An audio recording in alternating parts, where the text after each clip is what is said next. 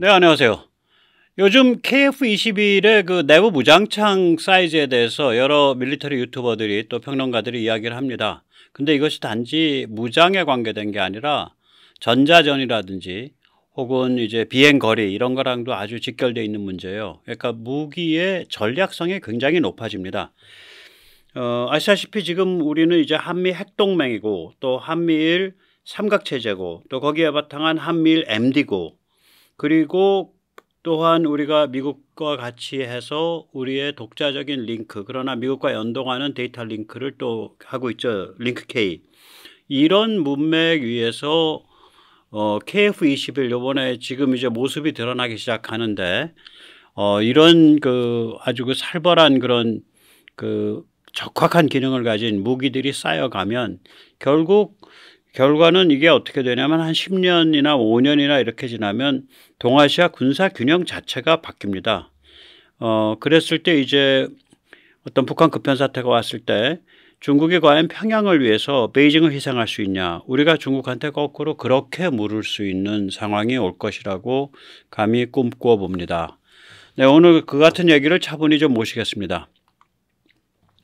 이 KF-21의 내부 공간이 F-35의 2.6배, F-22의 2.8배입니다. 이거는 아마 국내에서 이 백모가 얘기하는 것 같아요. 이게 왜 그럴 수밖에 없냐면은 F-35A의 내부 공간이 얼마냐, 이게 아무데도 안 나와 있더라고요. F-22도 안 나와 있어요. 이 자료는 어디에서 구했냐면은 그 영어권 밀리터리 덕후들이 이 그 사진을 보고 그 무장창 안에 있는 무기를 확대해서 해석을 한 다음에 그걸 가지고 이 정도 크기가 될 것이다라고 추정을 한 거예요. F-35A는 이제 두 개입니다. 저건 좌우로. 근데 하나가 580mm에 3740mm 깊이가 다시 580mm. 그래서 크기가 1.26 세제곱미터. 그게 두 개니까 2.52 세제곱미터입니다. F-22는 780mm짜리가 두 칸이에요. 그래서 780mm짜리가 두 칸이고 길이가 3740mm, 깊이가 좀 낮아서 이거는 400mm로 추정이 되고요. 그래서 크기가 1.17 세제곱미터입니다. 그래서 이게 개수가 두 개여 가지고 두 개 합이 2.33 세제곱미터가 됩니다. 그런데 KF-21은 이거보다 훨씬 큽니다. 이거는 KF-21은 두 개로 나눠져 있는데 둘을 합치게 되면 6.43 세제곱미터입니다. 그러니까 F-35의 2.6배, F-22의 2.8배라는 얘기가 되죠. 이건 어떻게 이제 알려지게 됐냐면 최근에 이제 카이가 전시회 10월 달에 열리죠. 아덱스. 네. 전시회용으로 제작하는 막갑, 이걸 이제 어떤 분들은 목형 그러는데 목형이 아닙니다. 이게 원래 영어에서 온 거고요. 막갑이라 그러면 이제 견본품, 그러니까 실사 모조품을 막갑이라 그러죠. 이 막갑 제작을 발주를 냈어요. 아래처럼. 근데 그 발주서에 보면 스스로 7:1 축소라고 밝히고 수치를 다 줬어요. 그럼 그 수치를 가지고 7배를 해보면 되겠죠. 그래서 이 카이의 그 카이가 발주한 것을 가지고 이제 그걸 가지고 추정을 해보게 되면 두 칸으로 구성되어 있고요. 한 칸에 두 개의 도어가 있어요. 한 칸에 두 개의 도어가 있어요. 그런데 도어 한 짝의 폭이 55mm예요. 그러면 도어가 두 짝이니까 한 칸이 폭이 110mm죠. 근데 그거 7배를 해줘야 되니까 한 칸이 770mm가 되는 거예요. 한 칸이. 그 다음에 이제 길이가 그런 식으로 계산해 보면 길이가 4585mm가 되고요. 4585mm. 그 다음에 깊이가 910mm가 됩니다. 그래서 한 칸의 최적이 3.21 세제곱미터가 되고요. 그게 두 개니까 6.43 세제곱미터입니다. 굉장히 큽니다. 그래서 이게 이제 우리가 여러 가지 생각을 좀 해봐야 되거든요.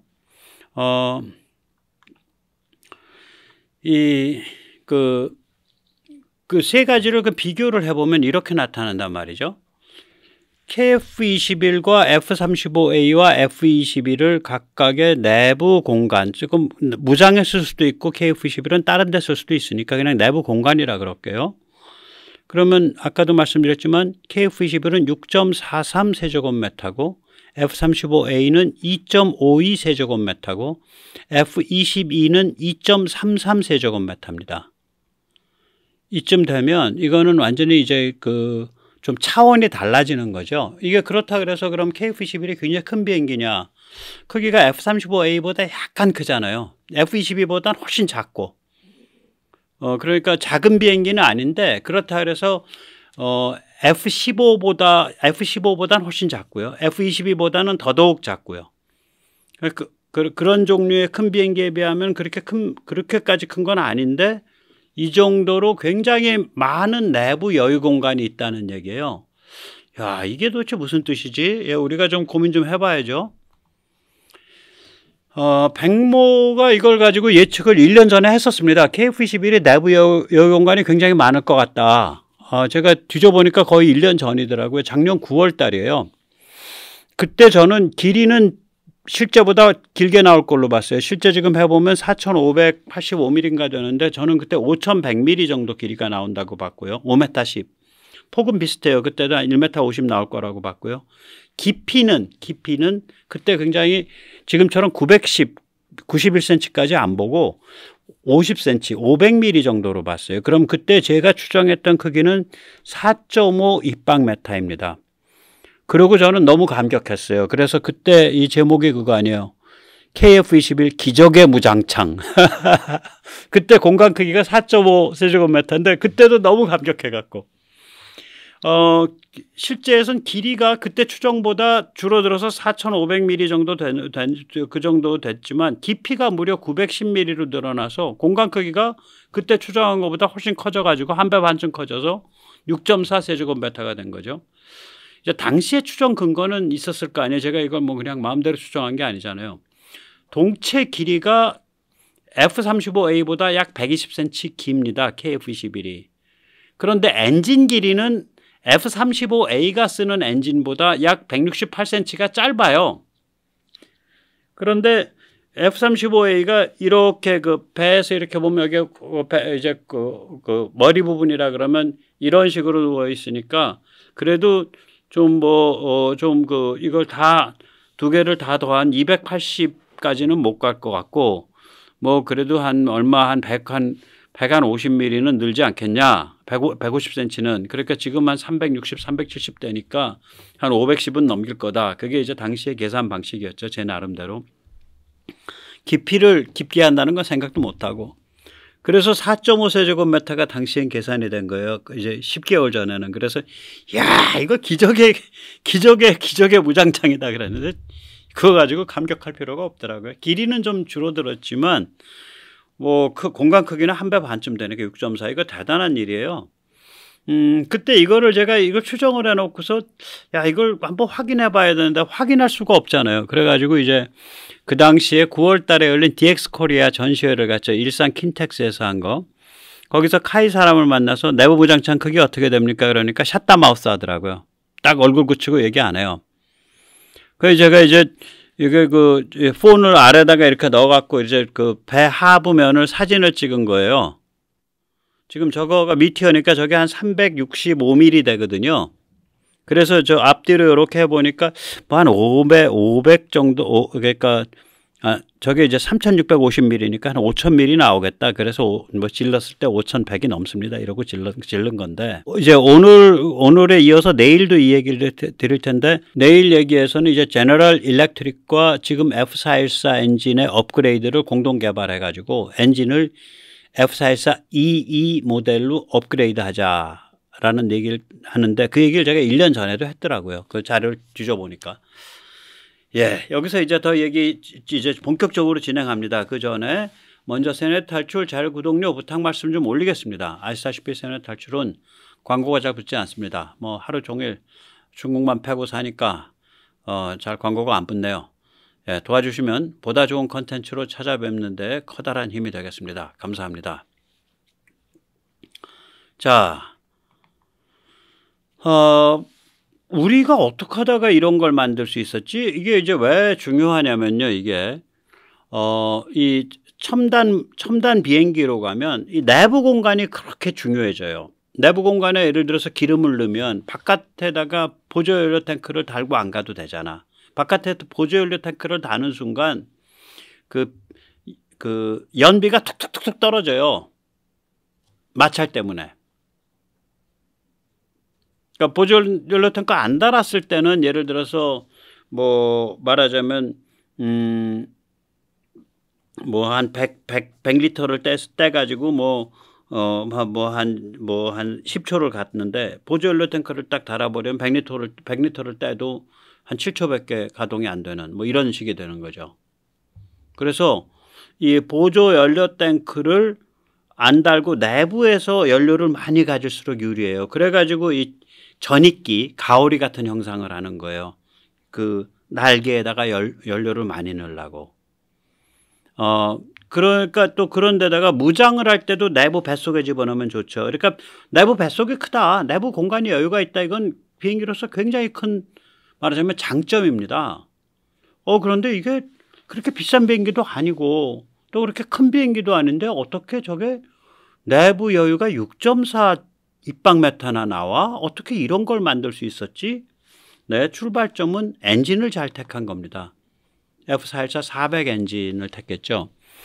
제가 그때 이제 대한민국에서 아마 최초로 할 텐데, 제가 추력 대비 최적이라는 그런 그 계산법을 끄집어냈어요. 이게 뭐냐면은, 1파운드 포스의 추력, 그러니까 밀어내는 힘을 1파운드 포스를 만들어낼 때 엔진의 최적이 몇 세제곱센치, 몇 cc 필요하냐. 추력 대비 최적. 그럼 이게 뭐냐면 같은 힘을 내더라도 몸집이 작다란 뜻이잖아요. 현존하는 엔진 중 추력 대비 최적이 제일 작은 엔진입니다. 엔진 잘 탔겠다는 얘기죠. 그리고 이 엔진이 공기 흡입량도 작아요. 그러면 공기 통로가 가늘어지겠죠. 흡입력이 같다고 했을 때. 공기 통로라는 것도 비행기 몸체 안에서 지나가잖아요. 그러니까 엔진도 작고 공기 통로도 가늘어지고, 그러니까 여기저기 공간이 나올 수 있는데 그걸 잘 공간을 정리정돈해서 잘 뽑아낸 거예요. 기막히게 카이 엔지니어들이. 그런데 이제 이런 엔진 가지고 막 엔진 하나가 뭐 그냥 그 무슨 F-35에서 쓰는 것처럼 막 3만 파운드 이상의 그 드라이 때, 그러니까 애프터버너 안 뗐을 때 막 3만 파운드 이 짝 저 짝의 그런 추력이 나오고 이러지는 못해요. 오케이. 그럼 이 엔진 2개 쓰고 그 2개가 감당할 정도까지만 전투기를 몸집을 키워. 그러면 이제 몸집에 비해서 충분한 추력이 나오는 거잖아요. 그 철학이에요. 지금 우리 이 공군과 방사청과 국방과학연구소가 결정한 게. 그러니까 이 프라다 컨셉이죠. 제품 개념이 굉장히 명확하고 굉장히 전략적이에요. 그래서 이런 물건이 나온 거예요. 그래서 이제 그걸 조금 더 이제 들여다보죠. 자, 여기서 보세요. 이거 좀 복잡한 편인데, 이제 지금 KF-21, 그리고 우리가 이제 유명한 비행기죠. 뭐, 현존하는 최강의 요격기죠. 인터셉터. 요격기 F-15. 그 다음에 F-35A. 그 다음에 F-22. 이렇게 4개의 비행기를 했을 때, 일단, 다짜고짜 다 필요 없고, 이제 금방 말씀드린 거예요. 추력 대비 최적. 그러니까 1파운드 포스를 추력을 만들기 위해서 결국 최적을 얼마만큼 공간을 차지한 거야. 그걸 봤을 때 이 KF-21에 쓴 엔진은 1파운드 포스를 만들어내기 위해서 187cc를 썼어요. 그러니까 우유곽 하나, 작은 우유곽 하나 정도 1파운드 포스 만들 때. 그러니까 지금 KF-21이 드라이 추력 기준이니까 드라이 추력으로 얘가 F414 400이 13,000인데 그거의 2배거든요. 26,000을 쓰잖아요. 그러니까 우유곽 26,000개쯤을 쓴 거예요. 그 부피를. F-15는 그런데 그거보다 100cc를 더 써요. 294cc 났어요. 1파운드 포스를 만들 때. F-35는 어떨까? KF-21이 쓰는 것보다도 더 써요. 214를 써요. 그럼 F-22가 쓰는 엔진은 226 입방센치를 써요. cc를 써요. 이거는 이제 AB 추력당, 그러니까 애프터버너 추력이요. 그러니까 연소돼 갖고 나가는 뒷공문에 대고 기름 한번 더 뿌려주는 거. 뭐 기름 사정없이 뿌리는 거예요. 그러니까 돈지랄이 아니라 기름지랄을 하는 거예요. 그래서 한 번 더 힘 받아주는 건데, 애프터버닝을 하게 되면 연료가 금방 떨어져요. 애프터버너 추력으로서 체력, 그때 1파운드 포스의 최적이 얼마 드나 따져봐도 제일 낮아요. KF-21에서 쓰는 F414-400이 1파운드 포스 추력당 110cc 정도, 그러니까 우유값 반곽 정도 쓰는 거예요. 다른 것들 보면 그거보다 다 높잖아요. 그러니까 KF-21에서 쓰는 F414 엔진이 작게 차지하는 거야, 공간을. 그리고 공기 흡입량도 작아요. 얘가 170 파운드 퍼 세컨드거든요. 그러니까 공기를 초당 60에서 70kg의 공기를 빨아들여요. 굉장히 빨리 빨아들이는 거죠. 그래도 이거는 제트 엔진에서 하나가 빨아들일 때, 그러니까 양쪽에 두 개가 빠르니까 340 빨아들이는 거죠. F15는 이 엔진 두 개 쓰거든요. 하나가 270 파운드를 빨아들여요, 공기를. F35는 이게 좀 그건가 봐요. 그 군사기밀이 모양이에요. 안 나와요, 아무리 뒤져도. F22는 무려 464 파운드나 빨아들여요. 그러니까 안에 빨아들이는 힘이 같다고 한다면 대충 안에 공기 통로가 크다는 얘기지. 엔진도 크고 이 직경이 크고. 그러니까 좀 성격이 다른 엔진이에요. 작고 아담한데 강력한 엔진이에요. 그 대신에 얘를 가지고 그거 하나하나를 가지고는 힘이 뭐 그렇게 아주 그냥 뭐 만천하를 다 정복할 것처럼 넘치지 않아. 얘는 22,000파운드에 하나당. F15에서 쓰는 거 하나당 29,000파운드 나오고, F35가 쓰는 거는 하나당 43,000파운드 나오고, F22가 쓰는 거는 하나당 35,000파운드가 나오고, 이 중에서 단발 엔진인 건 F35A 하나밖에 없어요. 다른 건 다 쌍발입니다. 그래서 이제 보면 얘가 굉장히 그 공기 통로도 가늘고 엔진도 작다. 힘에 비해서 작다. 근데 몸집은 좀 크니까 엔진 그 힘 가지고 그 정도 몸집은 충분히 제어한다. 그러니까 얘가 글쎄 아주 좋게 됐네. 내부 공간이 잘 나오네. 이렇게 된 거예요, 이게. 자, 이 얘기를 저처럼 이렇게 노골적으로 하진 않아도 그 방위사업청의 그 공군 준장 출신일걸요. 이 양반이 정광선 그 전 KF-21 사업단 단장, 이 양반이 이 비슷한 얘기를 하시더라고. 한번 들어보세요.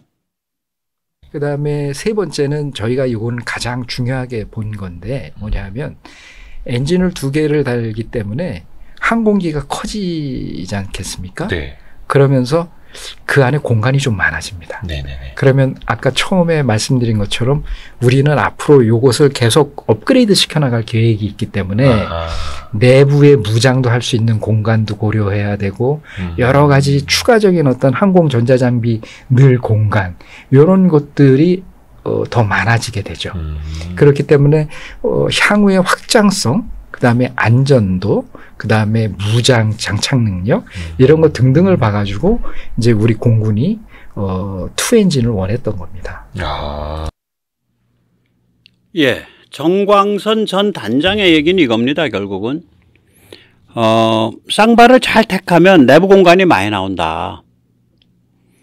그래서 KF-21을 진화시켜 가면서 거기에 연료든 무장이든 전자장비든 잔뜩 넣을 수 있게 된다. 그래서 당시에 단발로 가자라는 거를 꺾어버리고 공군이 나서서 엄청 싸워가면서 쌍발을 밀어붙였다. 그런 얘기예요, 요 대목이. 이 앞뒤로 그런 얘기를 합니다. 네. 자, 그래서 이제 우리가 얘기를 좀 생각을 해봐야죠. KF-21은 3번 죽을 뻔했습니다. 우선 첫째는 타당성 조사에서 계속 떨어졌어. 근데 그 타당성 조사를 한 주체가 보통 주체들이 아니에요. 국방연구원, 국립이죠. 국방부 산하의 키다. 한국개발연구원, 정부 직속이죠. KDI. 무시무시한 데죠. 여기 전부 가면은 전부 아이비리그 나온 미국 명문대 나온 경제학 박사들 주르륵 있는 데가 한국개발연구원이에요. 거기에서 계속해서 이거 안 된다. 이거 사업성 없다. 그러니까 이게 언제부터 그랬냐. DJ 때, 노무현 때, MB 때 계속 그런 거예요. 그냥 차라리 슈퍼오넷 이거 뭐 F414 엔진 2개 채운다며 슈퍼오넷 보니까 F414 엔진 2개 채웠네. 슈퍼오넷 120대 4 그 돈 갖고 그렇게 훨씬 싸. 이랬어요 얘기가.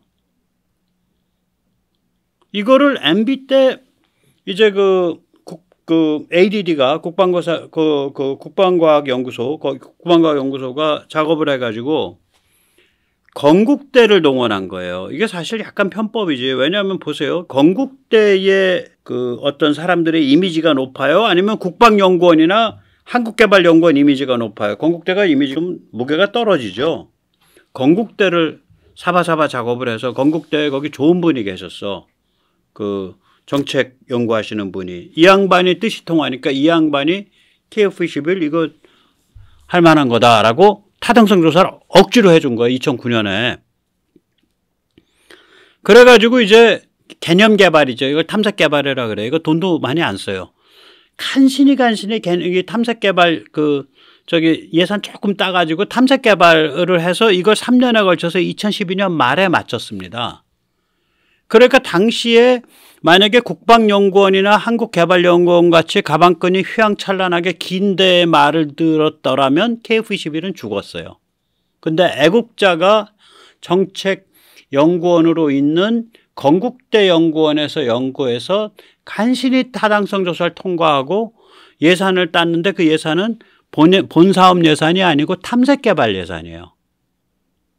아주 작은. 그래서 그걸 간신히 맞춰놓은 게 2012년 말이에요. 그리고 2013년에 이제 박근혜 대통령이 취임했단 말이에요. 그 취임을 했는데 그때가 되면 뭐냐면 이게 A사 레이더 같은 항전 장비가 이게 되겠냐. 한국 기술로. 안 된다. 그럼 이게 날아다니는 깡통이지 항전 장비가 없는데 그거 뭐하러 하냐. 이걸 누가 팔 걷어붙이고 얘기했냐. 문재인을 포함한 민주당 실세들이에요. 문재인과 민주당 실세들이 그 얘기를 한 거예요. 거기서 팔 걷어붙이고 날뛴 거야. 유승민은 당시 어떤 입장이었는지 모르겠는데 아마 반대했나? 그런데 2014년에 박근혜 대통령이 체계 개발을 하기로 억지로 관철을 시켜요. 정책은 관철시켰지만 예산은 배정이 안 되잖아. 2014년엔 예산 배정이 안 돼. 2015년용 예산이 배정이 안 돼요. 2015년에 밀어붙여가지고 예산이 배정돼요. 그래서 그 예산이 2016년부터 집행이 되기 시작해. 체계 개발 예산인데 그나마 처음에 꼴랑 해갖고 600몇 억 배정했어요. 600몇 억. 그래서 이제 그쪽으로 가기로 했는데 2014년에 일단 정책은 통과된 거예요. 말하자면. 체계 개발하기로 관철을 한 거야. 이제 방사청 뭐 이런 데서 그 뭐 장기 무슨 소요 무슨 결정 뭐 이런 거 있잖아요. 그래 놓고서 이제 그 구조가 또 문제가 생겼네, 이번에는. 뭐하러 비싼 쌍발을 하냐. 싹박하게 단발로 가지. 아까 정광선 단장이 얘기한 거. 그러면 FA50 업그레이드해서 그거 뭐 F16 같은 거 훌륭한 비행기 나오겠네. 그렇게 가면 되지. 뭐하러 쌍발로 가서 복잡한 비행기 비싼 비행기 만들라 그래. 다들 이렇게 또 얘기를 하는 거라. 그래서 2015년이 단발 쌍발 대전이 붙은 해입니다. 저게. 2015년 말 2016년 초에야 쌍발로 가닥이 잡히는데 저게 어거지로 잡은 거예요. 저거 군기 잡은 게 누구냐. 최차규 김관진입니다. 그 당시에 공군참모총장 최 총장이 갑갑해서 야, 그 공군 예산 깎아도 좋아. 할 때 화끈하게 해야지. 쌍발 가. 그래서 저 최 총장이 없었으면 쌍발이 그때 안 먹혀요. 분위기가 그랬어요. 그럼 결국 누구야? 그리고 그 최 총장의 그러한 쌍발 노선을 뒤에 김관진 안보실장이 뒷받침해 줬다고 저는 들었어요. 그럼 세 명의 주인공이 누구야? 박근혜, 김관진, 최차규네. 그리고 탐색개발은 그거는 공을 돌리면은 탐색개발이 아니라 타당성은 공을 돌리면은 MB 정부네. 그 전까지는 아무것도 된 게 없는 거야. 아무것도 된 게 없어요. 정부 예산에 단 한 푼도 지출된 데가 없어요. 2009년 그 저기 타당성까지는 타당성 실패 이것만 했지. 2009년까지는 타당성 조사 3번인가 4번 했어요. 그거 계속해서 실패 나오니까.